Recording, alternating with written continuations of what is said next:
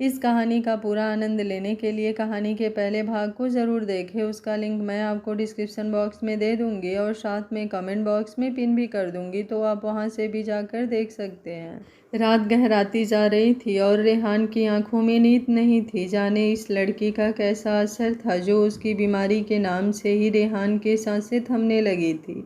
नींद कोसों दूर थी। इस लड़की को खो देने के डर से उसकी धड़कन रुक सी गई थी। मायरा नींद से थोड़ी देर पास जागी तो उसने देखा कि रेहान अब भी कुर्सी पर बैठा खिड़की से बाहर देख रहा था। वो धीरे से उठी, उसके पास आई और मासूम आवाज़ में बोली, आप अभी तक सोए क्यों नहीं? आपको नींद नहीं आती क्या? रेहान ने हल्के से सिर घुमाकर उसकी तरफ देखा। आदत है देर रात तक जागने की, मायरा उसकी आंखों में झांकते हुए बोली। अगर मैं आपके पास सोऊंगी तो आपको नींद आएगी? उसकी आवाज़ में इतनी मासूमियत थी कि रेहान एक पल को चुप हो गया। फिर बिना कुछ कहे उसने उसकी तरफ मुस्कुरा कर देखा और सिर हिलाया।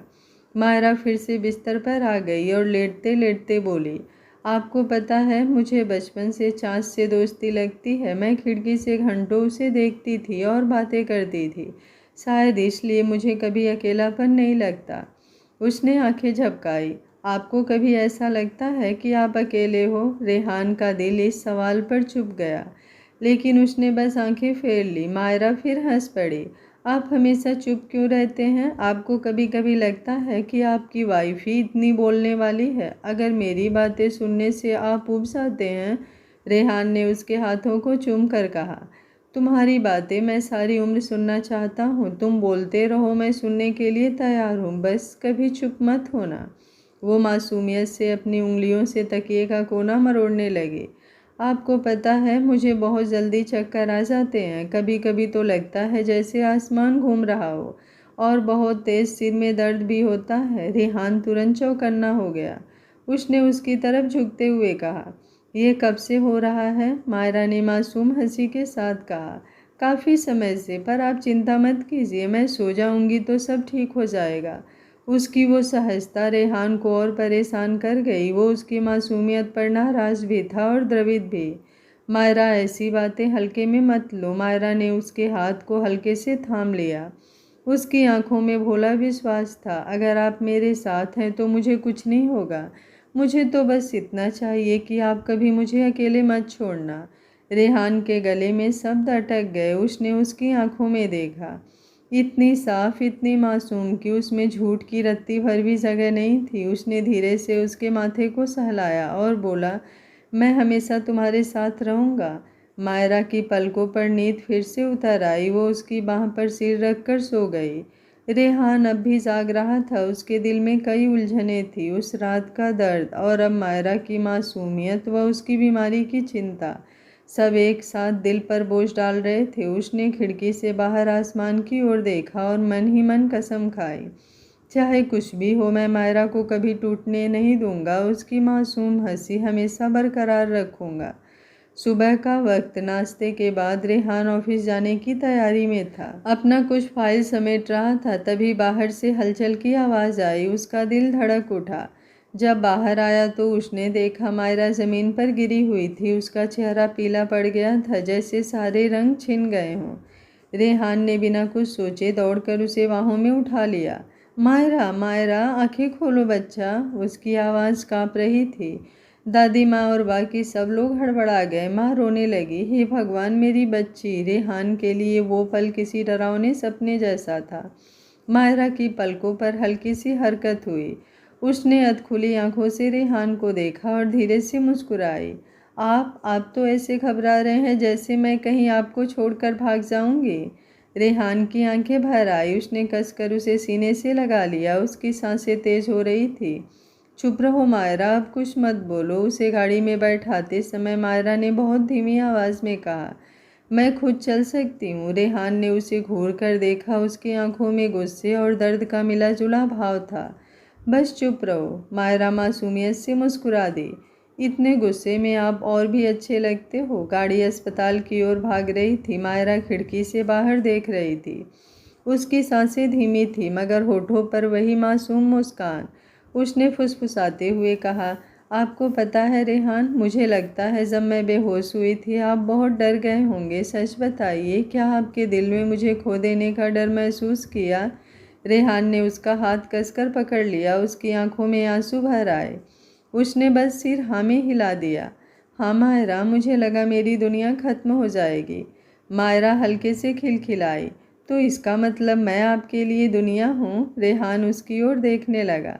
उसके सीने में दर्द और मोहब्बत का सैलाब उमल पड़ा। उसने धीरे से कहा, हाँ, तुम ही मेरी दुनिया हो।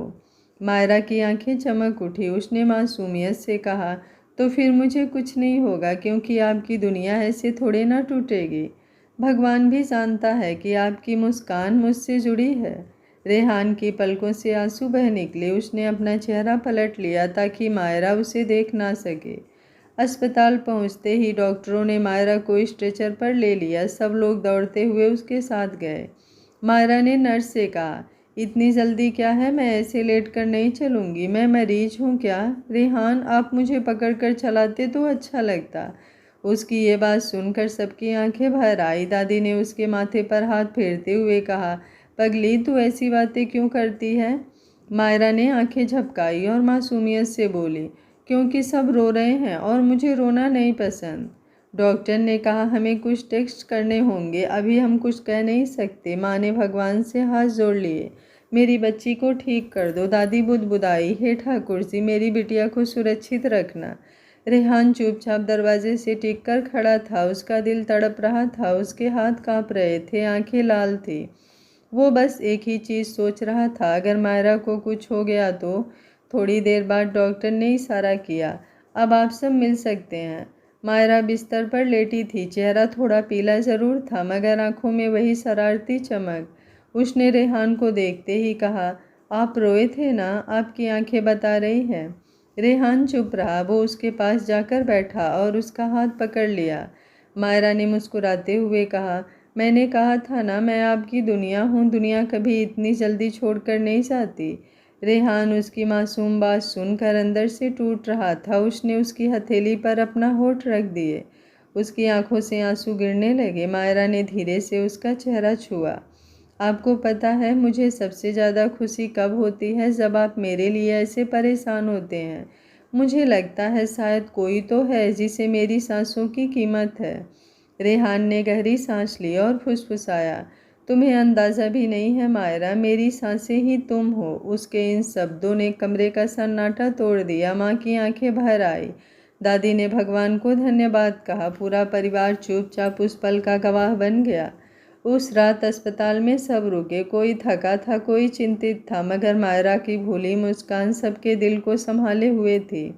वो हर थोड़ी देर में छोटे छोटे मजाक करती, अरे दादी, आपको कुर्सी पर नींद आ जाएगी, लेट जाइए। या माँ, आप मुझे ऐसे देख रही हैं जैसे मैं कोई कीमती हीरा हूँ। रेहान उसकी हर बात सुनते हुए बस सोच रहा था, ये लड़की कितनी मासूम है, कितनी नादान, और मैं कितना खामोश हूँ। उसका दिल हर पल कह रहा था, मायरा उसकी ज़िंदगी की सबसे खूबसूरत गलती है, या शायद सबसे सच्चा सच। अस्पताल के उस कमरे में हल्की हल्की दवाइयों की गंध फैली हुई थी। मायरा सफ़ेद चादरों पर लेटी हुई थी और उसके चारों ओर परिवार खड़ा था। रेहान उसके सिरहाने बैठा था, उसकी हथेली को अपने हाथों में कसकर पकड़े। मायरा ने हल्की मुस्कान के साथ कहा, इतने लोग मुझे देखकर खड़े हैं, ऐसा लग रहा है जैसे मैं कोई वीआईपी हूँ। उसकी ये मासूम बात सुनकर सबकी आंखें नम हो गई। किसी ने जवाब नहीं दिया। दादी ने उसके माथे पर हथेली रखी, बस तू ठीक हो जाए बेटिया, फिर तो रोज़ वीआईपी ट्रीटमेंट मिलेगा। मायरा खिलखिला दी, तो फिर मैं तो रोज़ बीमार होना चाहूँगी। रेहान ने उसकी हथेली को और कस लिया और घूरती आंखों से उसे देखा। उसकी आंखों में एक अजीब बेचैनी थी। मायरा ने अपने कान पकड़ लिए, सॉरी, अब नहीं बोलूँगी ऐसा कुछ। थोड़ी देर बाद डॉक्टर अंदर आए। सबने फौरन उनकी तरफ देखा। डॉक्टर के चेहरे की गंभीरता ने सबका दिल डरा दिया। डॉक्टर ने इशारे से रेहान और परिवार को बाहर बुला लिया। मायरा जाते जाते आवाज़ लगाई, देखिएगा, मुझे अकेला छोड़कर आप सब भाग मत जाइएगा। रेहान ने पलटकर उसकी ओर देखता रहा, जैसे पहली बार देख रहा हो। उसके चेहरे पर वो मासूम हंसी उसे अंदर से तोड़ रही थी। बाहर कॉरिडोर में डॉक्टर ने फाइल खोलकर गंभीर स्वर में कहा, रिपोर्ट से साफ है कि मायरा का हार्ट कमज़ोर है। ये जन्मजात कंडीशन है जिसे अब तक शायद कभी सही से टेस्ट नहीं किया गया। अभी उसकी उम्र कम है इसलिए लक्षण ज़्यादा दिखाई नहीं दिए, लेकिन आने वाले वक्त में ये बहुत बड़ा खतरा बन सकता है। आगे चलकर सर्जरी ही एक रास्ता होगी। माँ वहीं कुर्सी पर बैठ गई और रो पड़ी। हे भगवान, मेरी बच्ची। दादी ने हाथ जोड़ लिए, आंसू उनके गालों पर लुढ़क रहे थे। रेहान ने डॉक्टर से गुस्से में कहा, आप लोग इतने दिनों से चेकअप कर रहे हैं, पहले क्यों नहीं बताया? आप बस टेस्ट पर टेस्ट करते रहे। डॉक्टर ने शांत स्वर में कहा, हम कोई भी बात बिना रिपोर्ट्स के कंफर्म नहीं करते, लेकिन अब साफ है मायरा को दिल की गंभीर बीमारी है। हमें लगातार उसकी निगरानी करनी होगी और सर्जरी के बारे में सोचना होगा। रेहान कुछ देर तक चुप खड़ा रहा, जैसे सब कुछ सुन ही नहीं पा रहा था। उसके कानों में बस यही आवाज़ गूंज रही थी, दिल की गंभीर बीमारी, सर्जरी, खतरा। उसकी आंखों में आंसू बह आए, मगर उसने तुरंत उन्हें पोंछ डाला। उसने गहरी सांस लिया और कहा, डॉक्टर, उसे इस बारे में कुछ मत बताना, जब तक ज़रूरी ना हो। वो सच नहीं जाननी चाहिए। डॉक्टर ने सिर हिलाकर हामी भरी, ठीक है, लेकिन उसे दवाइयाँ समय पर लेनी होगी। रेहान जब वापस कमरे में लौटा तो मायरा ने मासूम आंखों से पूछा, इतनी देर क्या बातें कर रहे थे? मुझे भी तो बताइए। देखिए, मैं बड़ी बच्ची हूँ, सब समझ सकती हूँ। रेहान उसके पास जाकर बैठा और उसके बालों में हाथ फेरा। कुछ खास नहीं, बस डॉक्टर कह रहे थे कि तुम्हें आराम की ज़रूरत है। मायरा ने शरारत से आंखें मटकाई। बस इतने गंभीर चेहरे बनाकर आप लोग यही बात करने गए थे? मैं तो सोच रही थी कि आप सब ने मेरे लिए कोई सीक्रेट बर्थडे पार्टी प्लान की है। रेहान ने उसकी ओर देखा, उसकी आंखों में आंसू तैर रहे थे। उसने अपना चेहरा दूसरी तरफ मोड़ लिया। मायरा ने धीरे से उसका हाथ छुआ। आप परेशान क्यों हैं? देखिए ना, मैं तो बिल्कुल ठीक हूँ। अगर आप ऐसे उदास हो गए तो मुझे सच्ची में बीमार लगने लगेगा जानू। उसकी बातें जैसे मासूम हथौड़ा बनकर रेहान के दिल पर पड़ रही थी। वो मुस्कुराने की कोशिश करता, मगर होठों पर दर्द साफ झलक जाता।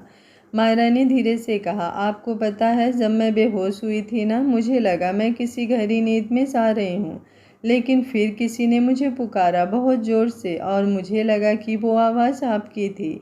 शायद इसलिए मैं उठ गई। रेहान की आंखों से आंसू निकल पड़े। उसने उसका हाथ पकड़कर कहा, हाँ मायरा, अगर तुम कभी भी मेरी आंखों के सामने से गई तो मैं जी नहीं पाऊँगा। मायरा हंस पड़ी।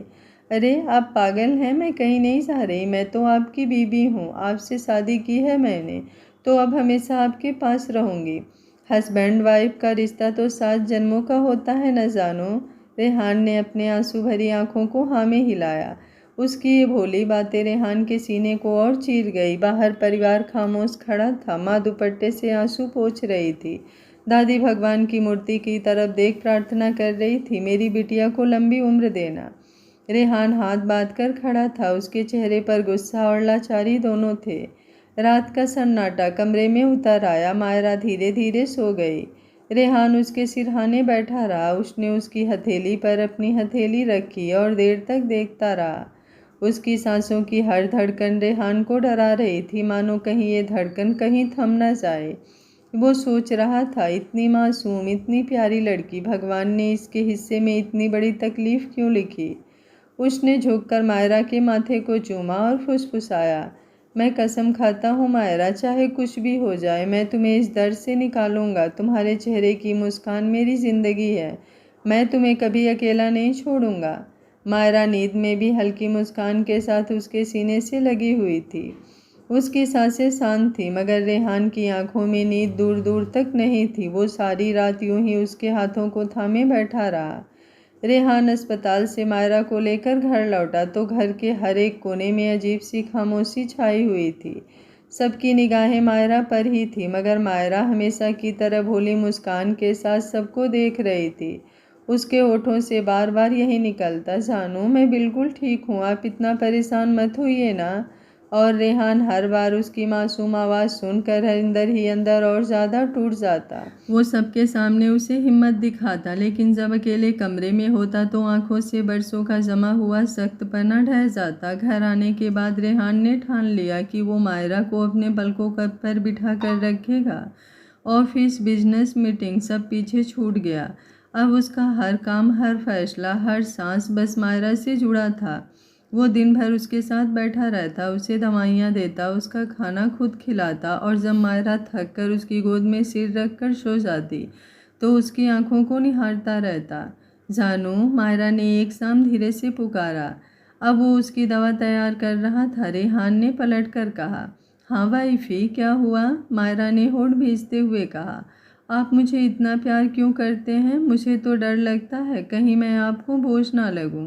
मैं बीमार हूँ, आपकी वाइफ होकर भी आपके साथ नाच गाना घूमना फिरना कुछ भी नहीं कर पा रही हूँ। रेहान ने उसकी ओर देखते हुए गहरी सांस ली और उसके पास जाकर बैठ गया। उसके चेहरे को दोनों हथेलियों में थामते हुए बोला, वाइफी, तुम मेरी सांस हो, मेरे जीने की वजह हो। अगर तुम हो तो मैं हूँ, और बोझ, ये शब्द तो तुम्हारे लिए मेरे जीवन में कभी आ ही नहीं सकते। याद रखना, अब तुम्हारा दर्द मेरा है और तुम्हारी हंसी मेरी जीत है। मायरा की आंखें छलक गई, मगर अगले ही पल वो बच्चों जैसी मासूमियत से हंसते हुए बोली, तो फिर जानू, मुझे एक वादा कीजिए, आप कभी मुझे अकेला नहीं छोड़ेंगे। चाहे कैसी भी मीटिंग हो, काम हो, मुझे आपके पास चाहिए। रेहान ने उसका माथा चूमते हुए कहा, मैं वादा करता हूँ वाइफी। दिन बीतते गए। मायरा की बीमारी ने घर के माहौल को भारी बना दिया था, लेकिन उसकी मासूम हरकतें सबके चेहरे पर मुस्कान ले आती।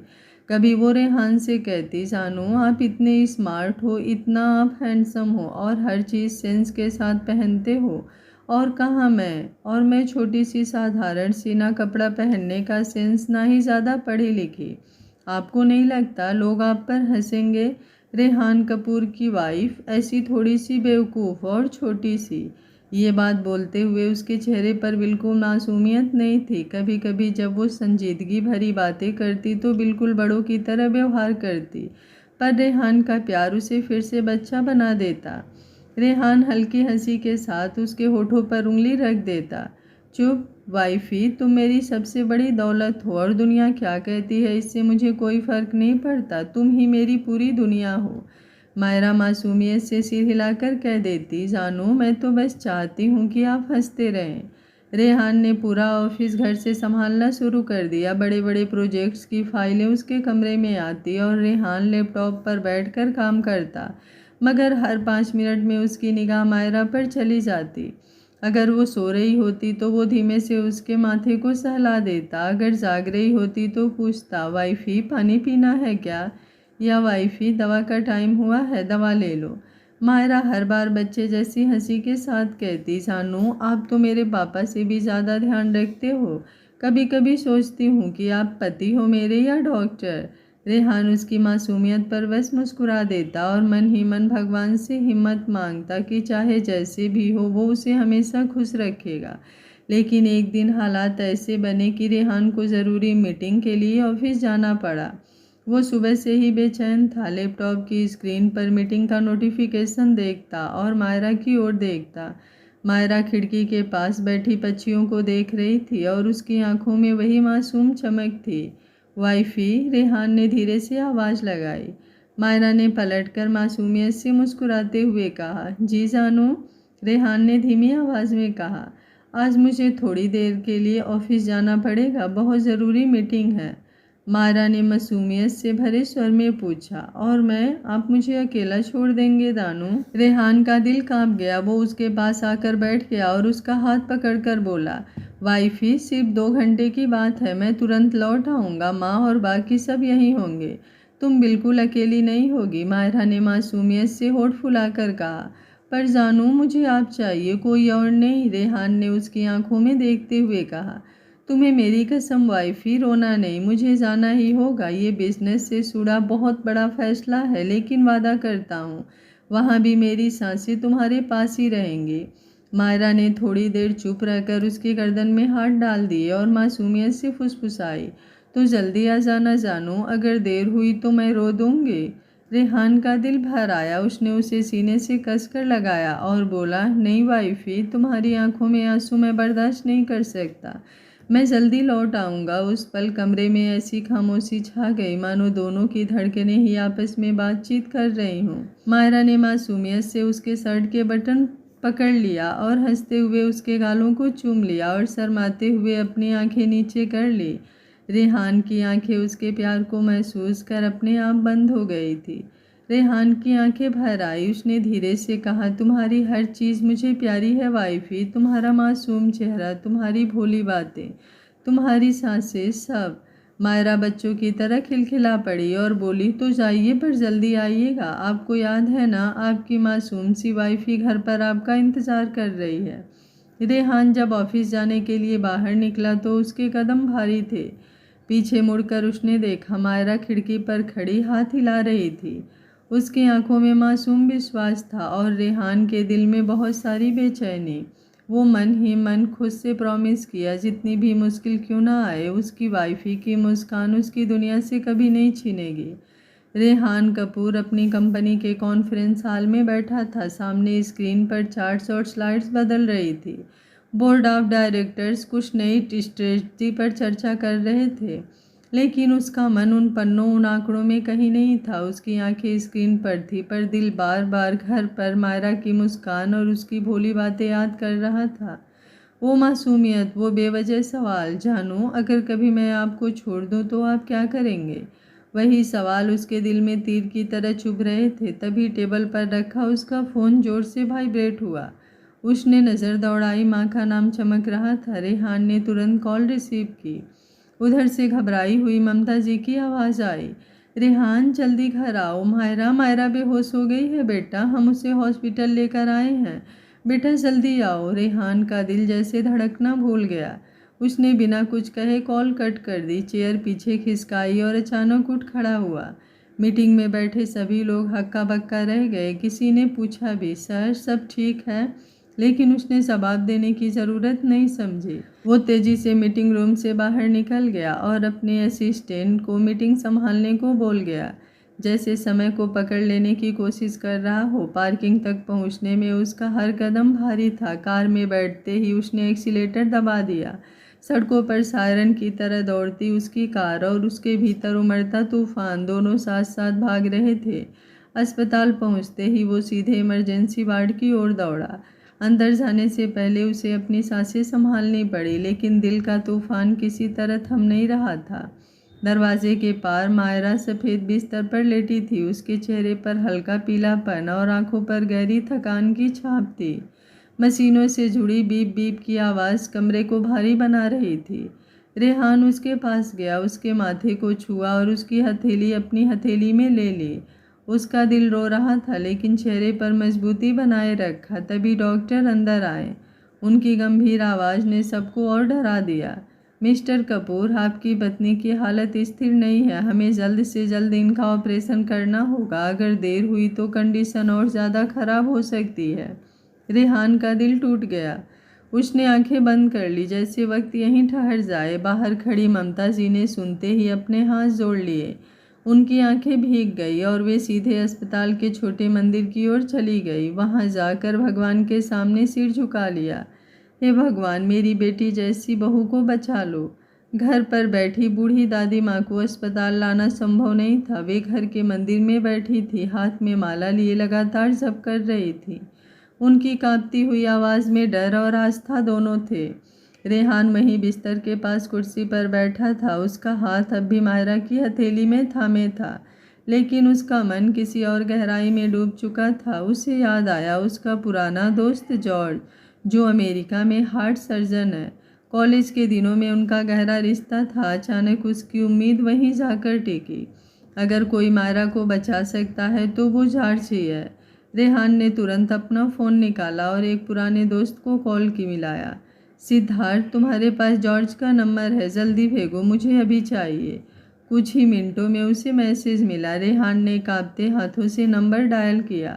उधर से जॉर्ज की गहरी आवाज़ आई, हे रेहान ब्रदर, लॉन्ग टाइम, सब ठीक? रेहान की आवाज़ भारी हो गई। जॉर्ज, मेरी वाइफ मायरा, उसकी कंडीशन बहुत ख़राब है, डॉक्टर कह रहे हैं तुरंत ऑपरेशन करना होगा। तुम इंडिया आ सकते हो? Please, I need you George. George एक पल को चुप रहा, फिर गंभीरता से बोला, रेहान पहले मुझे उसकी मेडिकल रिपोर्ट्स भेजो, मैं उन्हें देखता हूँ, उसके बाद ही मैं फ़्लाइट पकड़ने का फ़ैसला कर पाऊँगा। लेकिन हाँ, अगर हालत क्रिटिकल है तो मैं बिना सोचे इंडिया आ जाऊँगा। रेहान ने तुरंत सिर हिलाया। ठीक है, मैं रिपोर्ट्स भिजवाता हूँ। उसने फ़ोन काटा, लेकिन दिल में हल्की सी उम्मीद जग गई थी। उसने डॉक्टर से रिपोर्ट्स मांगी और स्कैन करवाकर जॉर्ज को भेज दी। इस दौरान उसके चेहरे पर गहरी बेचैनी और आंखों में आंसू की नमी थी। वो बिजनेस का सीईओ बड़े से बड़े संकट झेल चुका था, लेकिन आज वो सिर्फ एक पति था जो अपनी मासूम पत्नी को खोने के डर से टूटा जा रहा था। कुछ घंटों बाद मायरा की पलकों में हलचल हुई। उसने धीरे धीरे आंखें खोली। कमरे की हल्की रोशनी में उसकी नज़र सीधे रेहान पर पड़ी। वो वहीं कुर्सी पर बैठा था, हाथ थामे, आंखों में नींद और चिंता की लकीरें लिए। कमज़ोर आवाज़ में मायरा ने फुसफुसाया, जानू आप अभी तक यहीं हो? रेहान तुरंत उसके करीब आया और मुस्कुराने की कोशिश की। हाँ, मैं कहीं नहीं जाऊँगा, तुम ठीक हो जाओगी मायरा। मायरा ने अपनी पलकों को झुकाया। उसकी आंखों में हल्की नमी आ गई। जानू, सब लोग क्यों ऐसे रो रहे हैं? माँ मंदिर क्यों चली गई थी? मुझे कुछ हो गया है क्या? रेहान का दिल चीर गया। उसने धीरे से उसके सिर पर हाथ रखा। नहीं, ऐसा कुछ नहीं है, तुम बस थोड़ी कमज़ोर हो गई हो, जल्दी से ठीक हो जाओगी। मायरा ने हल्की हंसी दी। उसकी मासूमियत झलक रही थी। जानू, आप झूठ बोल रहे हो ना? आपकी आंखों में सब लिखा होता है, लेकिन आप मत डरना, मैं आपको कुछ नहीं होने दूंगी। रेहान की आंखें भर आई। उसने झुककर उसके माथे पर किस किया और धीमे स्वर में कहा, तुम मेरी सांस हो मायरा, तुम्हें कुछ नहीं होने दूंगा। कमरे में सन्नाटा था, लेकिन उस सन्नाटे में भी उनके दिलों की धड़कनें गूंज रही थी। बाहर मंदिर में घंटी की आवाज़ आ रही थी और भीतर रेहान की आंखों में सिर्फ एक वादा चमक रहा था, मैं तुझे कभी खोने नहीं दूंगा। अस्पताल के कॉरिडोर में गहरी रात पसरी हुई थी। दीवार पर लगी घड़ी की सुई बस धीरे धीरे आगे बढ़ रही थी, लेकिन रेहान के लिए हर सेकंड किसी सदियों से भी लंबा लग रहा था। वो कमरे के बाहर खड़ा था, बार बार फ़ोन की स्क्रीन को देख रहा था। जॉर्ज का रिप्लाई कब आएगा? उसने सारी रिपोर्ट्स स्कैन करके भेज दी थी, लेकिन अब हर पल उम्मीद और डर के बीच झूल रहा था। करीब आधे घंटे बाद उसके फ़ोन की स्क्रीन चमकी। जॉर्ज का कॉल था। रेहान ने बिना देर किए कॉल रिसीव किया। उधर से जॉर्ज की आवाज़ पहले धीमी और भारी थी। रेहान, मैंने रिपोर्ट्स देख ली है। रेहान का दिल धड़क उठा। उसने सांस रोककर पूछा, और? जॉर्ज, सच बताओ, कैसी है मायरा? जॉर्ज ने गहरी सांस ली। उसकी कंडीशन बहुत क्रिटिकल है। उसके दिल में कुछ ब्लॉकेज हैं और ये बहुत जटिल केस है। इंडिया में भी अच्छे डॉक्टर्स हैं, लेकिन मैं तुम्हें साफ बता दूं, अगर तुम उसे अमेरिका ला सकते हो तो मैं अपनी टीम के साथ मिलकर उसका इलाज बेहतर तरीके से कर सकता हूं। यहाँ मेरे पास सारी सुविधाएं और टेक्नोलॉजी है। रिस्क अभी भी रहेगा, लेकिन चांस ज़्यादा होगा। रेहान की आंखें नम हो गई थी। वो धीरे से दीवार से टिक गया। उसकी आवाज़ कांप रही थी। जॉर्ज, मायरा मेरी ज़िंदगी है। वो सिर्फ मेरी पत्नी नहीं है, मेरी सांस है। अगर वो नहीं रही तो मैं भी नहीं रह पाऊँगा। उस लड़की को देखकर मैंने हंसना सीखा है। प्लीज़ प्लीज़ उसे बचा लो, तुम ही मेरा आखिरी सहारा हो। जॉर्ज ने नरम लहजे में कहा, रेहान, दोस्ती में एहसान शब्द नहीं होता। दोस्त अपने दोस्त की खुशियों के लिए जीते हैं।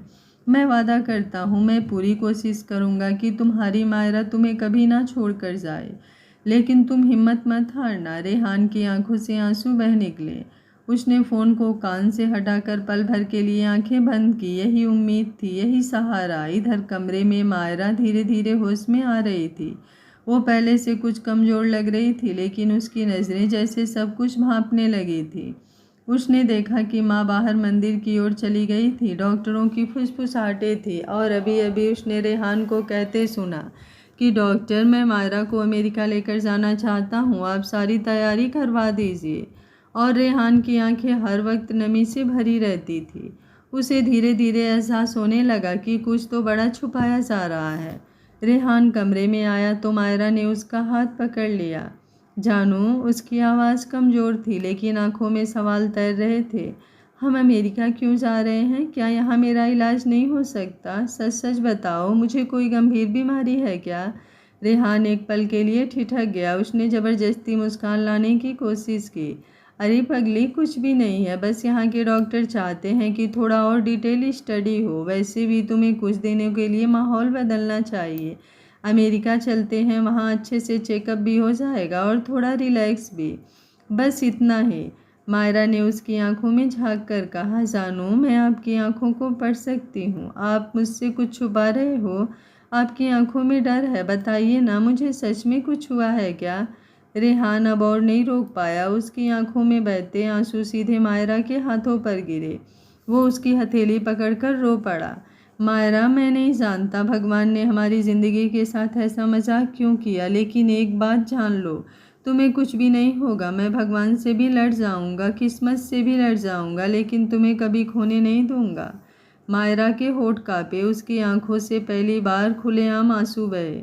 उसने हिचकते हुए कहा, जानू जब मैं मरने की चाहत रखती थी तब भगवान ने मुझे क्यों नहीं चुना, और अब जब मैं पहली बार जीने की ख्वाहिश पा रही हूँ, आपके प्यार के लिए जीने की चाहत, तब क्यों मेरी ज़िंदगी को नज़र लग रही है?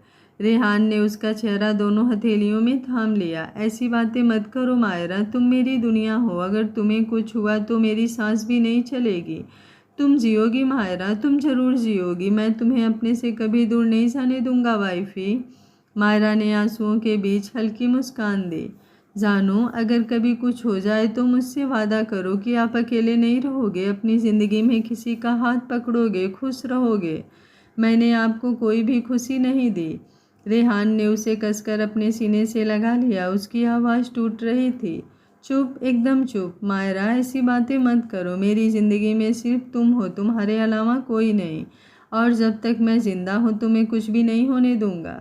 मायरा ने उसका सीना भींच लिया और सिसकते हुए बोली, जानू मैंने पहली बार आपके प्यार में जीने का मतलब पाया है। मुझे जीना है आपके लिए, आपके साथ। कमरे में सन्नाटा गहरा गया। बाहर मंदिरों की घंटियां अब और तेज गूंज रही थी। रेहान की आंखों में वही जिद चमक रही थी। भगवान से लड़ना पड़े, किस्मत से भिड़ना पड़े, लेकिन मायरा को खोना नहीं है। और मायरा के आंखों से आंसू बह रहे थे। आज का पार्ट आप लोगों को कैसा लगा कमेंट बॉक्स में अपनी राय ज़रूर दीजिएगा। कल की तरह आप लोगों के और भी अच्छे अच्छे कमेंट आने चाहिए। उम्मीद करती हूँ कहानी आप लोगों को पसंद आ रही होगी। मिलते हैं कहानी के अगले पार्ट में। तब तक स्वस्थ रहिए, मस्त रहिए, अपना ख्याल रखते रहिए और प्यारे प्यारे कमेंट से कमेंट बॉक्स को भरते रहिए। Thank you for watching. मिलते हैं कहानी के अगले भाग में।